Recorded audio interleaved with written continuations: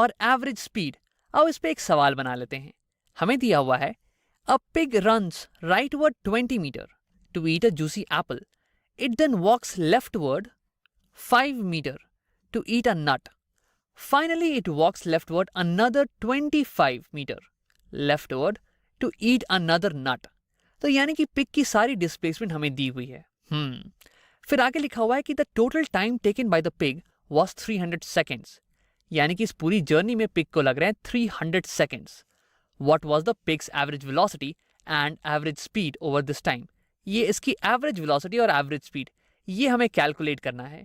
हमें एज्यूम कर लेना है कि राइट डायरेक्शन ये पॉजिटिव हो गया और लेफ्ट डायरेक्शन ये नेगेटिव हो गया, और राउंड करना है हमारे आंसर्स को 2 सिग्निफिकेंट डिजिट्स तक। तो अब अगर तुमने इस सवाल को ट्राई नहीं किया है तो मैं चाहूंगा कि तुम इसे पहले एक बार ट्राई कर लो खुद से। अब अगर तुमने ट्राई कर लिया है तो आओ इसे देखते हैं।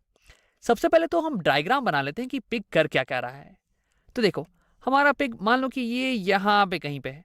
अब यहाँ से सबसे पहले ये 20 मीटर्स राइट डायरेक्शन में जाता है। 20 मीटर्स राइट डायरेक्शन में डिस्प्लेस हो जाता है, ये इस डायरेक्शन में कुछ 20 मीटर्स, ठीक है। अब इसके बाद ये लेफ्ट जाता है 5 मीटर, ये यहां से कुछ 5 मीटर लेफ्ट जाता है, 5 metres left. Finally it walks leftward another 25 metres. तो यानी कि फाइनली ये यहां से 25 मीटर्स और लेफ्ट जाता है, 25 मीटर्स ये और लेफ्ट जाता है। तो ये तो हो गई पूरी पिग की जर्नी। अब देखो, हमें पता लगाना है कि कितनी हो गई पिग की एवरेज वेलोसिटी। तो अब लिख लेते हैं वी एवरेज, ये हमें कैलकुलेट करना है। अब देखो, सबसे पहली बात ये कि वेलोसिटी ये एक वेक्टर क्वांटिटी है, इसके पास दोनों मैग्नीट्यूड और डायरेक्शन दोनों ही होने वाले हैं, और इसे रिप्रेजेंट करने के लिए हम इसके ऊपर एक एरो बना देते हैं, एक एरो हेड। अब वैसे तो वन डायमेंशन मोशन में हम डायरेक्शन को दिखाने के लिए साइंस का यूज करते हैं। अगर कोई चीज़ राइट जा रही हो तो उसे हम पॉजिटिव बोलते हैं, और कोई चीज़ अगर लेफ्ट जा रही हो तो उसे नेगेटिव से डिनोट करते हैं। अब आओ उसी का इस्तेमाल करने वाले हैं हम यहाँ पे। तो हाँ, मुझे पता है कि एवरेज वेलोसिटी ये बराबर होती है नेट डिस्प्लेसमेंट जो कि खुद एक वेक्टर क्वांटिटी है, divide by total time, total displacement by total time. तो अब देखते हैं कि टोटल डिस्प्लेसमेंट ये क्या हो रहा है पिग की जर्नी में। तो देखो, हमारी पिग ये स्टार्ट कर रही है यहाँ से, ये सबसे पहले यहाँ से 20 मीटर राइट डायरेक्शन में गई है, यानी कि ये 20 मीटर राइट डायरेक्शन में डिस्प्लेस हो गई है। और अगर राइट डायरेक्शन में डिस्प्लेस हो रही है तो उसके लिए हम इस्तेमाल करने वाले हैं पॉजिटिव साइन का। तो यानी कि +20 पहली डिस्प्लेसमेंट हुई, +20 मीटर्स। और उसके बाद ये 5 मीटर लेफ्ट डायरेक्शन में डिस्प्लेस हो रही है, यानी कि सेकेंड डिस्प्लेसमेंट हो रही है -5 मीटर। लेफ्ट के लिए नेगेटिव साइन का इस्तेमाल करते हैं, -5। और उसके बाद 25 मीटर्स और लेफ्ट डायरेक्शन में, यानी कि फिर से -25 मीटर्स की डिस्प्लेसमेंट। अब ये हो गई हमारी टोटल डिस्प्लेसमेंट। अब इसे मैं डिवाइड कर दूंगा टोटल टाइम से। टोटल टाइम लग गया इस पूरी जर्नी में पिग को 300 सेकेंड्स, 300 सेकेंड्स। तो अगर इसे तुम कैलकुलेट करो तो ये 20 -5 -25, 5 और 25 ये हो गया -30, 20 -30 ये हो जाएगा -10 मीटर्स डिवाइड बाई 300 सेकेंड्स। तो ये कैंसिल, ये आ गया हमारे पास -1/30 मीटर पर सेकेंड। अब अगर तुम इसे डेसिमल में कैलकुलेट करो तो तुम्हारे पास आ जाने वाला है आंसर -0.033 मीटर्स पर सेकेंड। अब देखो, कुछ छोटी छोटी बातें, यहाँ पे वेलोसिटी के साथ आ रहा है माइनस का साइन, वेलोसिटी एवरेज आ रही है माइनस। इसका मतलब कि ऑन एन एवरेज हमारा पिग ये लेफ्ट डायरेक्शन में जा रहा है। माइनस साइन का हम इस्तेमाल करते हैं लेफ्ट डायरेक्शन में मोशन दिखाने के लिए। तो यानी कि मैं कह सकता हूँ कि ऑन एन एवरेज ये पिग लेफ्ट डायरेक्शन में मूव कर रहा था। और ये तो जाहिर सी बात है, पिग ने अपनी मोशन स्टार्ट की यहाँ से और फाइनली ये मोशन को खत्म कर रहा है कहीं यहाँ पे, जो कि ये लेफ्ट में, जो कि इसकी स्टार्टिंग पोजीशन के लेफ्ट में। अब देखो, एक और बात, यहाँ पे टोटल डिस्प्लेसमेंट निकालने के लिए हमने सारे इंडिविजुअल डिस्प्लेसमेंट्स को उसके साइन के साथ ऐड कर दिया है ना। लेकिन ऐसा ज़रूरी नहीं है। देखो, टोटल डिस्प्लेसमेंट निकालने के लिए हमें सिर्फ इनिशियल पोजीशन और फाइनल पोजीशन से मतलब है, और अगर मैं इन दोनों के बीच का डिस्प्लेसमेंट निकाल दूं तो मेरे पास आ जाएगा टोटल डिस्प्लेसमेंट, जो कि होने वाला है ये एरो की लंबाई। ये देखो, अब इसकी लंबाई में निकाल सकता हूँ, ये डिस्टेंस है 20 मीटर्स और ये इधर कुछ 30 मीटर्स। तो यानी कि इसकी लंबाई होने वाली है 30 - 20, दैट इज 10 मीटर्स।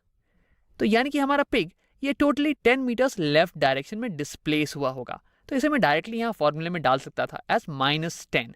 और देखो, यहाँ पे तो ये -10 ही आया है ना, जब मैंने सारे डिस्प्लेसमेंट को इंडिविजुअली ऐड किया है। तो ये दो तरीके हैं नेट डिस्प्लेसमेंट निकालने के। अब आओ कैलकुलेट करते हैं एवरेज स्पीड। एवरेज स्पीड, अब देखो ये एक स्केलर क्वांटिटी है, इसे डायरेक्शन वगैरह से बिल्कुल भी मतलब नहीं है, ठीक है।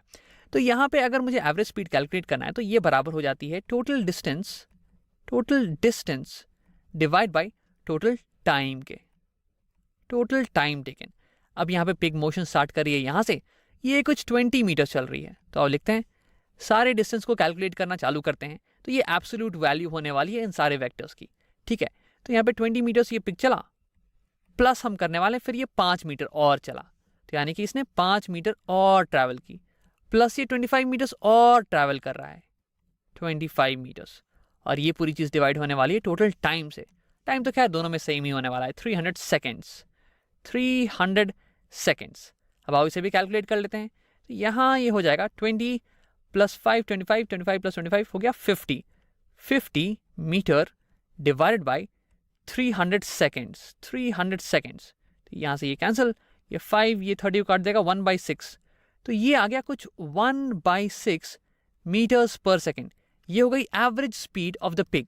अगर इसे तुम ठीक से कैलकुलेट करो डेसिमल्स में तो तुम्हारे पास वैल्यू आने वाली है 0.17 मीटर्स पर सेकेंड। तो ये हो गई average speed of the pig. और देखो ये अलग है एवरेज वेलोसिटी से, तो इसलिए हमने ये सवाल बनाया था ताकि तुम्हें ये दिखा सकें कि एवरेज वेलोसिटी और एवरेज स्पीड ये दोनों अलग अलग चीज़ें होती हैं। अब यहाँ पे तो हमने अपना सवाल सॉल्व कर लिया है। इस वीडियो में हम एक एग्जाम्पल देखने वाले हैं जो कि डिस्टेंस वेलोसिटी टाइम से रिलेटेड है। तो आइए सवाल पढ़ लेते हैं हम लोग। If Mary travels for 1 minute at 5 metre per second to the south, how much will she be displaced? अगर मेरी 5 मीटर प्रति सेकेंड की रफ्तार से साउथ डायरेक्शन में जाती है और कितनी देर के लिए जाती है, 1 मिनट के लिए जाती है, तो वो कितना डिस्प्लेस हो चुकी होगी? अब देखिए यहाँ पे हमें दिया हुआ है मीटर पर सेकेंड, तो ये स्पीड है या वेलोसिटी? अब यहाँ पे ये जो क्वांटिटी है इसके पास एक मैग्नीट्यूड है और साथ के साथ एक डायरेक्शन है, तो ये स्केलर तो हो नहीं सकता, ये है वेक्टर। और वेक्टर क्या होता है, वेलोसिटी या स्पीड? वेक्टर वेलोसिटी होती है। तो ये जो क्वांटिटी दी हुई है ये है वेलोसिटी। तो आइए लिख लेते हैं, हमें क्या पता है, velocity is equal to displacement by time. अब वेलोसिटी और डिस्प्लेसमेंट दोनों ही वेक्टर क्वांटिटीज हैं और दोनों के ऊपर ये एरो बना हुआ है, ये यही दिखाता है कि ये दोनों वेक्टर हैं। और नीचे में हमने टी लिखा हुआ है। कभी कभी आपको यहाँ टी की जगह पर डेल्टा टी भी मिल सकता है। डेल्टा टी मतलब अंतराल, मतलब कि अगर मेरी ने 12:01 पे अपनी जर्नी चालू की तो हमसे 12:02 पे पूछा जा रहा है कि कितना डिस्प्लेस हो चुकी होगी वो। तो अंतराल कितनी देर का हुआ, 1 मिनट का। तो इसे हम टी या डेल्टा टी दोनों से दिखा सकते हैं, इसलिए हम बस टी लिख रहे हैं। तो अब हमें टी तो पता है और हमें वी पता है, निकालना है एस। तो हम क्या करेंगे कि दोनों साइड हम टी से मल्टीप्लाई कर देंगे। तो ये टी से मल्टीप्लाई करते हैं, टी और टी, ताकि यहाँ टी टी कट गया और डिस्प्लेसमेंट अलग से आ गया। तो अब इसे हम फ्लिप कर लेंगे ताकि डिस्प्लेसमेंट को हम इधर लिख लें। तो आ गया हमारा displacement is equal to velocity into time, into time. तो आइए इसे सॉल्व कर लेते हैं। अब हमें दिया हुआ है कि वेलोसिटी है 5 metre per second south direction में, 5 metre per second south direction में, और इसे हमें मल्टीप्लाई करना है टाइम के साथ, और टाइम दिया हुआ है 1 मिनट का, 1 मिनट। अब देखिए अगर मैं इसको सॉल्व करूं तो मुझे आना चाहिए एक ऐसा नंबर जिसकी यूनिट हो मीटर और साथ के साथ एक डायरेक्शन भी हो उसके पास, क्योंकि यहाँ पे है लेफ्ट साइड में डिस्प्लेसमेंट, और डिस्प्लेसमेंट एक वेक्टर क्वांटिटी है। लेकिन अगर मैं यहाँ पे इसे सॉल्व करने बैठूं तो यहाँ सेकंड और मिनट दिया हुआ है। सेकंड और मिनट तो कटने वाले हैं नहीं, तो सेकंड और मिनट दोनों ही बच जाएंगे आखिरी में। लेकिन ये तो डिस्प्लेसमेंट की कोई यूनिट हुई नहीं, तो इसे क्या करते हैं, हम इसे कन्वर्ट कर लेते हैं। मिनट को सेकंड में कन्वर्ट करते हैं या तो सेकंड को मिनट में कन्वर्ट करते हैं, ताकि ये टाइम की जो यूनिट है वो कट जाए। तो मुझे पता है कि मिनट को सेकंड में कन्वर्ट करना तो सबसे आसान चीज़ है। तो हम क्या करेंगे, यहाँ पे ऊपर में लिखा हुआ है 1 मिनट, तो इसलिए हम डिनोमिनेटर में लिख लेंगे 1 मिनट, और 1 मिनट में होते हैं 60 सेकेंड, 60 सेकेंड। तो 1 मिनट से 1 मिनट कट गया, फिर यहाँ सेकेंड से सेकेंड कट जाएगा। अब ये जो सेकेंड दिया हुआ है ये ऐसी सी और एस में कोई अंतर है नहीं, ठीक है। तो आइए यहाँ सेकेंड से सेकेंड काट देते हैं और हमारे पास बचा S displacement is equal to 5 into 60 metre south direction में। मिनट से मिनट कट चुका है, सेकंड से सेकंड कट चुका है, सिर्फ और सिर्फ आपका मीटर बच रहा है। तो ये आ जाएगा 300 मीटर साउथ डायरेक्शन में। अब यहाँ देखिए डिस्प्लेसमेंट का एक मैग्नीट्यूड है जिसकी यूनिट सिर्फ और सिर्फ मीटर है, और इसके पास एक डायरेक्शन भी है क्योंकि डिस्प्लेसमेंट एक वेक्टर क्वांटिटी है। इंस्टेंटेनियस वेलोसिटी किसी भी इंस्टेंट पे या किसी भी मोमेंट ऑफ टाइम पे या किसी भी क्षण पे जो वेलोसिटी हो ऑब्जेक्ट की, उसे हम ऑब्जेक्ट की इंस्टेंटेनियस वेलोसिटी बोलते हैं। और ये कोई बड़ी टर्म नहीं है, इसे असल में तुमने देख रखा है। अगर तुम्हारे पास कार या बाइक हो तो उसमें एक यंत्र होता है स्पीडोमीटर, जो कि किसी भी क्षण पे गाड़ी की स्पीड बताता है। अगर गाड़ी की स्पीडोमीटर का कांटा कहीं यहाँ पे हो 80 पे, तो उस क्षण पे, उस इंस्टेंट पे गाड़ी की इंस्टेंटेनियस वेलोसिटी हो जाएगी 80 किलोमीटर पर आवर। और अगर अगले ही सेकंड कांटा आगे बढ़ गया, 82 पे पहुंच गया, तो अगले ही सेकंड गाड़ी की इंस्टेंटेनियस वेलोसिटी हो जाएगी 82 किलोमीटर पर आवर। तो आओ देखते हैं कि इंस्टेंटेनियस वेलोसिटी एवरेज वेलोसिटी से कैसे अलग है। तो इंडिया पाकिस्तान का मैच आ रहा है और तुम बहुत एक्साइटेड हो उसे देखने के लिए, और तुम अपने घर की तरफ भागते जा रहे हो, और इस समय तुम्हारी स्पीड है 6 मीटर पर सेकंड। लेकिन तुम्हें दौड़े हुए बहुत टाइम हो गया है, इसलिए तुम जल्दी ही थक जाते हो और तुम्हारी स्पीड हो जाती है घट के 2 मीटर पर सेकंड। लेकिन फिर तुम्हें पता चलता है कि मैच स्टार्ट होने में 2 ही मिनट बाकी है, और तुम अपनी पूरी ताकत लगा के घर की तरफ दौड़ते हो, और तुम अपनी स्पीड बढ़ा के कर लेते हो 8 मीटर पर सेकंड। तो ये जो स्पीड है, इस क्षण पे तुम्हारी स्पीड थी 6, इस क्षण पे तुम्हारी स्पीड थी 2, और इस इंस्टेंट पे तुम्हारी स्पीड थी 8। तो इसे हम कहेंगे instantaneous speed. Instantaneous speed is speed at a particular moment in time. लेकिन अगर तुम इसके साथ साथ डायरेक्शन भी इंक्लूड कर लो, डायरेक्शन मतलब कि किस दिशा में तुम जा रहे हो, तुम जा रहे हो राइट दिशा में, तो इसे हम कहेंगे, इस पूरे टर्म को हम कहेंगे इंस्टेंटेनियस वेलोसिटी, और वो हो जाएगी velocity at a particular moment in time. तो ये तो होगी इंस्टेंटेनियस वेलोसिटी। अब आओ इसी केस में हम एवरेज वेलोसिटी निकालते हैं। तो मान लो कि तुमने जब यहां से स्टार्ट किया तो तुम्हारा घर था 1000 मीटर की दूरी पे, 1000 मीटर्स, और तुम्हें ये दूरी कवर करने में समय लगे 200 सेकेंड। तो अब अगर मैं तुमसे पूछूं कि मुझे वी एवरेज बताओ, एवरेज वेलोसिटी इस केस में, तो तुम बोलोगे एवरेज वेलोसिटी होती है डिस्प्लेसमेंट, और डिस्प्लेसमेंट एक वेक्टर क्वांटिटी है। Displacement by change in time, समय का अंतराल।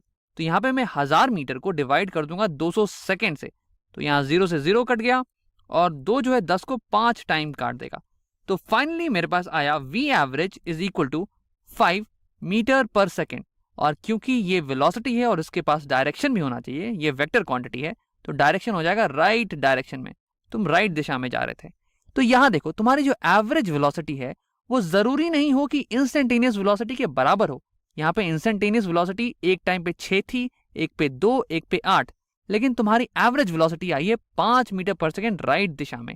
अब इसका मतलब ये कि एवरेज वेलोसिटी को 5 मीटर प्रति सेकंड को अगर तुम कांस्टेंट मान के 200 सेकंड तक दौड़ो, तो तुम स्टार्टिंग पोजीशन से अपने घर पहुंच जाओगे, जो कि 1000 मीटर की दूरी पे है। अब अगर तुम्हें ये नहीं समझ में आ रहा है तो क्रिकेट के एग्जांपल से समझो। क्रिकेट में भी एवरेज रन रेट निकलता है। अब अगर 50 ओवर का एवरेज रन रेट आया 6 रन प्रति ओवर, इसका मतलब ये तो नहीं कि प्रत्येक ओवर में 6 ही रन लगे होंगे।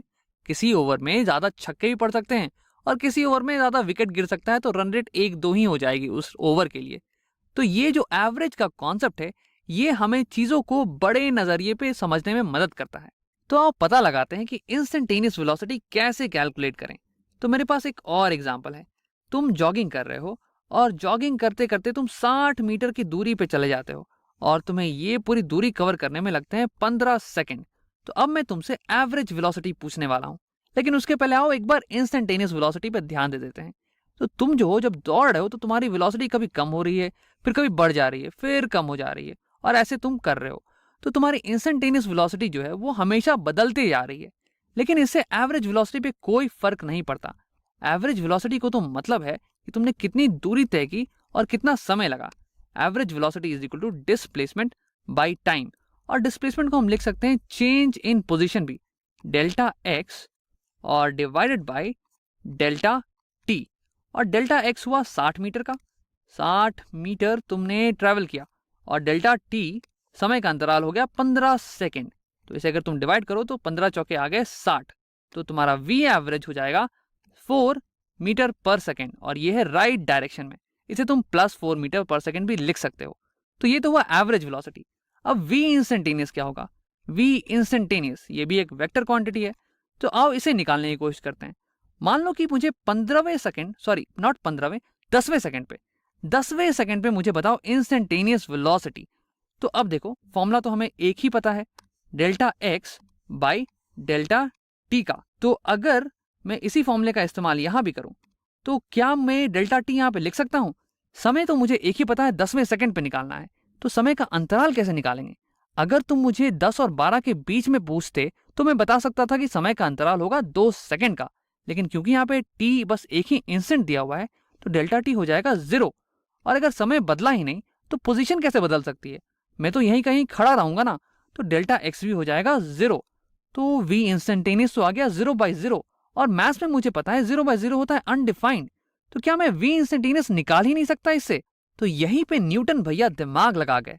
उन्होंने पूरा कैलकुलस बना दिया सिर्फ और सिर्फ इस प्रॉब्लम को सॉल्व करने के लिए।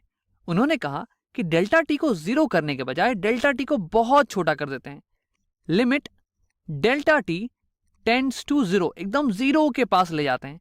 फिर उस समय जो डेल्टा एक्स भी होगा वो भी बहुत छोटा हो जाएगा, और ये जो पूरी रेशियो है वो जिस नंबर को अप्रोच करेगी वही नंबर होगा इंस्टेंटेनियस वेलोसिटी। आओ इसे समझते हैं। तो देखो वेलोसिटी निकालने के लिए हमें एक टाइम ड्यूरेशन का पता होना जरूरी है। तो हम क्या करेंगे, 10 सेकेंड के अराउंड एक छोटा सा टाइम ड्यूरेशन ले लेंगे। यहाँ पे 9 सेकेंड और 11 सेकेंड, 9 और 11 सेकेंड के बीच में हम एवरेज वेलोसिटी निकालते हैं। तो मान लेते हैं कि बॉडी जो है 9 और 11 के बीच में कुछ आगे गई होगी। ये रहा होगा बॉडी का डिस्प्लेसमेंट, और टाइम तो खैर तुम्हें पता है, टाइम ड्यूरेशन। और इसको डिवाइड करके तुम एवरेज वेलोसिटी निकाल सकते हो इस ड्यूरेशन में। और ये जो एवरेज वेलोसिटी है वो 10 सेकेंड वाली इंस्टेंटेनियस वेलोसिटी के बहुत पास होगी। वैसे ज्यादा पास नहीं होगी पर पास में होगी। अब हम क्या करेंगे, इस टाइम ड्यूरेशन को हम और छोटा करने वाले हैं, और छोटा 9.99 और 10.001। तो इस टाइम ड्यूरेशन में जो डिस्प्लेसमेंट होगा फिर हम उन दोनों का रेशियो निकालेंगे, और जो एवरेज वेलोसिटी आएगी वो और ज्यादा करीब होगी 10 सेकेंड के इंस्टेंटेनियस वेलोसिटी के। लेकिन फिर भी अभी तक इंस्टेंटेनियस वेलोसिटी नहीं आया है। इंस्टेंटेनियस वेलोसिटी निकालने के लिए तुम्हें ये टाइम ड्यूरेशन को इनफाइनाइटेसिमली छोटा करना पड़ेगा, और फिर जो रेशियो आएगी इन दोनों की, जिस नंबर को अप्रोच करेगी वो रेशियो, वही नंबर कहलाएगा इंस्टेंटेनियस वेलोसिटी। अब तुम ये सोच रहे होगे कि अगर दो छोटे नंबर को मैं डिवाइड करूं तो एक बड़ा नंबर कैसे आ सकता है? तो देखो, अगर मैं एक बोलूं 2x/x, अब x को तुम बहुत ज्यादा भी छोटा कर दो, 0.000001 भी कर दो, फिर भी x कट जाएगा और तुम्हारे पास 2 बचेगा। तो अगर दो छोटे नंबर को तुम डिवाइड भी करो तो भी एक बड़ा रेशियो आ सकता है। तो यही न्यूटन ने कहा कि delta X by delta T में डेल्टा टी को मैं इनफाइनाइटेसिमली छोटा कर दूंगा, approaching to 0, limit delta T tends to 0। और फिर ये जो पूरा रेशियो है वो जिस नंबर को अप्रोच करेगा वो कहलाएगा इंस्टेंटेनियस वेलोसिटी। और इस पूरी चीज को उन्होंने कहा डिफरेंशियल, और इसे रिप्रेजेंट करने के लिए उन्होंने लिखा dx बाई dt। तो अगर तुम्हें किसी बॉडी के पोजीशन का फंक्शन दिया हुआ है विथ रिस्पेक्ट टू टाइम, तो तुम उस फंक्शन को डिफरेंशिएट करके इंस्टेंटेनियस वेलोसिटी निकाल सकते हो। और दूसरा तरीका इंस्टेंटेनियस वेलोसिटी निकालने का होगा ग्राफिकल तरीका। तो बॉडी की पोजीशन चेंज कर रही है विथ रिस्पेक्ट टू टाइम, और उसे मैंने एक ग्राफ पे प्लॉट कर लिया है। वाई एक्सिस पे पोजीशन और एक्स एक्सिस पे टाइम दिखा रहे हैं, और ग्राफ कुछ मान लो ऐसे आ रही है। और हमें पता लगाना है कि 10th सेकेंड पे इंस्टेंटेनियस वेलोसिटी क्या है। तो ग्राफ पे पॉइंट कहीं यहाँ पे होगा, और बॉडी की पोजीशन मान लेते हैं कुछ यहाँ पे है। ठीक है, तो हमने क्या किया था कि 10 सेकेंड के अराउंड हमने एक ड्यूरेशन ले लिया था, ये 9 सेकेंड और ये 11 सेकेंड, और हमने इस ड्यूरेशन के बीच में निकाली थी एवरेज वेलोसिटी। तो 9 सेकेंड पे बॉडी होगी यहाँ पे, और इसकी पोजीशन होगी ये वाली, और 11 पे बॉडी पॉइंट यहाँ पे होगा कहीं, और इसकी पोजीशन, बॉडी की पोजीशन हो जाएगी कहीं यहाँ पे। और हमने कहा था कि इस ड्यूरेशन में जो एवरेज वेलोसिटी आएगी वो 10th की इंस्टेंटेनियस वेलोसिटी के बहुत ही पास होने वाली है। तो एवरेज वेलोसिटी निकालने के लिए हम क्या करते हैं, delta X by delta T, change in position by change in time. तो फिर चेंज इन पोजिशन ये हो जाएगा ये वाली दूरी। अब इसी दूरी को मैं यहाँ पे बना देता हूँ ग्राफ पे, ये वाली दूरी। फिर delta X by delta T यानी कि चेंज इन टाइम, और ये ग्राफ पे हो जाएगी ये वाली दूरी। अब इसी को मैं ग्राफ पे यहाँ बना देता हूँ शिफ्ट करके, ये यहाँ पे ज्वाइन कर देते हैं। तो अगर तुम ध्यान से देखो तो यानी कि एवरेज वेलोसिटी अगर ग्राफिकली निकालना हो दो टाइम इंस्टेंस के बीच में, तो ग्राफ पे उन दोनों पॉइंट्स को मैं ज्वाइन कर सकता हूँ। ये ऐसे एक स्ट्रेट लाइन से इन दोनों पॉइंट्स को मैंने ज्वाइन कर दिया, और इस लाइन की जो स्लोप होगी ना वही दे देगी मुझे एवरेज वेलोसिटी। अगर इस ट्रायंगल में तुम देखो ये एंगल कुछ थीटा है, तो tan of theta is equal to ये बाई ये वाली साइड। एंड ये वाली साइड है क्या? ये तो चेंज इन पोजीशन है, और ये वाली साइड चेंज इन टाइम है। यानी कि अगर मुझे किसी बॉडी की पोजीशन वर्सेस टाइम ग्राफ दी हुई हो और उस ग्राफ में मैं किसी दो पॉइंट को लेके एक स्ट्रेट लाइन बना दूं या फिर सीकेंड बना दूं, तो इस सीकेंड की जो स्लोप होगी ना वो दे देगी मुझे average velocity between these two point. इस टाइम ड्यूरेशन में मुझे सीकेंड की स्लोप दे देती है average velocity of the body. तो अब इसे लिख लेते हैं। एवरेज वेलोसिटी हमारे पास आ गई delta X by delta T. अब इंस्टेंटेनियस वेलोसिटी हमें निकालनी है। तो इंस्टेंटेनियस वेलोसिटी के लिए हमने कहा था कि इस टाइम ड्यूरेशन को हम बहुत छोटा कर देंगे, इनफाइनाइटेसिमली छोटा, और इसे हम लिखते हैं ऐसे, limit delta T tends to 0। और इस केस में ये जो रेशियो जिस नंबर को अप्रोच करेगा ना वही नंबर हो जाएगी हमारी इंस्टेंटेनियस वेलोसिटी। तो अब इसे ग्राफिकली करते हैं। इसका मतलब कि मुझे ये टाइम ड्यूरेशन को और छोटा करना पड़ेगा। इसे मैं और छोटा करूंगा, 10 के और करीब ले आऊंगा, तो क्या होगा, ये जो दो पॉइंट्स है ना ये भी ग्राफ पे और करीब आ जाएंगे हमारे इस येलो पॉइंट के, इस येलो पॉइंट के। तो हमारी सेकंड क्या हो जाएगी, अब ये सेकंड ये वाली हो जाएगी सेकंड, ऐसी कुछ है ना। अब हम इसे और छोटा करेंगे, इतना छोटा कि ऑलमोस्ट ये ड्यूरेशन अप्रोच कर जाए 0 को, limit delta T tends to 0, यानी कि ये दोनों लाइन ऑलमोस्ट इस 10 के ऊपर आ जाएंगे, है ना। तो क्या होगा कि ये दोनों जो पॉइंट्स है ना ये भी ऑलमोस्ट इस येलो पॉइंट के ऊपर आ जाएंगे यहाँ पे। तो उस केस में जो सेकंड होगा हमारा वो अब बन जाएगा ऑलमोस्ट एक टैंजेंट, ऐसे, क्योंकि ये बस एक पॉइंट को ही टच करके जा रहा होगा, है ना। तो हमारी जो स्लोप होगी इस टैंजेंट की वही दे देगी हमें एवरेज वेलोसिटी, इंस्टेंटेनियस वेलोसिटी इस पॉइंट पे। तो यानी कि अगर हमें इंस्टेंटेनियस वेलोसिटी निकालनी हो किसी भी टाइम पे, तो उस टाइम पे इस ग्राफ के पॉइंट पे एक टैंजेंट ड्रॉ कर दो, और उस टैंजेंट की जो स्लोप होगी वही हो जाएगी हमारी इंस्टेंटेनियस वेलोसिटी। इस वीडियो में हम देखेंगे कि एक वेलोसिटी टाइम ग्राफ से हम डिस्प्लेसमेंट कैसे निकाल सकते हैं। तो मान लीजिए कि आपकी वेलोसिटी जो है वो दी हुई है 5 मीटर पर सेकेंड, और क्योंकि वेलोसिटी एक वेक्टर क्वांटिटी है तो उसके साथ एक डायरेक्शन होना ज़रूरी है।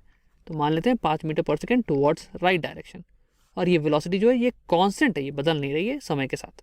तो आइए इसे अब हम ग्राफ पे प्लॉट कर लेते हैं। तो यहाँ पे मैंने बना लिया वेलोसिटी एक्सिस, और ये जो है यहाँ पे हम मैग्नीट्यूड प्लॉट करेंगे वेलोसिटी का, ठीक है, मैग्नीट्यूड, और ये जो है मीटर पर सेकेंड में है। और फिर यहाँ पे हम बना लेते हैं टाइम एक्सिस, ये होगी हमारी टाइम एक्सिस, और ये है सेकेंड्स में। तो 5 metre per second constant velocity, मतलब कि ग्राफ एक स्ट्रेट लाइन आएगा, और ये हो जाएगी 5 मीटर पर सेकेंड। अब हमें पता लगाना है कि 5 सेकेंड तक बॉडी कितना डिस्प्लेस हो चुकी होगी। तो यहाँ पे कहीं होगा 5 सेकेंड, और यहाँ तक बॉडी कितनी डिस्प्लेस हो चुकी होगी ये निकालना है। तो अगर आपके पास ग्राफ नहीं होता और आपको मैं ये सवाल सॉल्व करने देता तो आप क्या करते? आप बोलते कि चलो ठीक है, वेलोसिटी तो मुझे पता है कि velocity is displacement by time, velocity is displacement by time, और अगर मैं दोनों साइड टाइम से मल्टीप्लाई कर दूं तो यहाँ टाइम से टाइम कट जाएगा और मेरे पास आएगा displacement is equal to velocity into time. और मुझे दिया हुआ है कि वेलोसिटी है 5 मीटर पर सेकेंड, और मुझसे पूछा जा रहा है कि 5 सेकेंड तक, यहाँ पे 5 लिख लेते हैं, 5 सेकेंड तक ये बताओ कि डिस्प्लेसमेंट कितना हुआ। तो आइए इन वैल्यूज़ को पुट करते हैं हम लोग। ये हो जाएगा displacement is equal to 5 metre per second towards right, 5 metre per second towards right, into हमारा टाइम जो कि है 5 सेकेंड। तो यहाँ से सेकेंड कट गया और हमारे पास बच गया 5 बचे 25 मीटर, और डिस्प्लेसमेंट होगा राइट डायरेक्शन में। तो ये हो गया डिस्प्लेसमेंट। अब इसे ग्राफ पे देख लेते हैं। तो देखिए हमने क्या किया, 5 metre per second into 5 second किया। इस ग्राफ में 5 मीटर पर सेकेंड जो है वो ये लंबाई है, और 5 सेकेंड जो है वो ये चौड़ाई है कि नहीं, और ये लंबाई इंटू चौड़ाई दे रही है हमें डिस्प्लेसमेंट हमारा। तो ये लंबाई इंटू चौड़ाई जो है, एक और चीज़ है वो ये है कि वो इस रेक्टेंगल या फिर मैं स्क्वायर कहूँ, इस स्क्वायर का एरिया है, इस स्क्वायर का एरिया है। तो होता क्या है ये कि अगर आपको वेलोसिटी टाइम ग्राफ से निकालना है डिस्प्लेसमेंट, तो आप क्या कीजिए, ग्राफ के नीचे का एरिया निकाल लीजिए। ग्राफ के नीचे का मतलब ये है कि ग्राफ के नीचे और टाइम के ऊपर, इन दोनों के बीच का जो भी एरिया है वो निकाल लीजिए, और ये जो एरिया देगा ये आपको दे देगा डिस्प्लेसमेंट।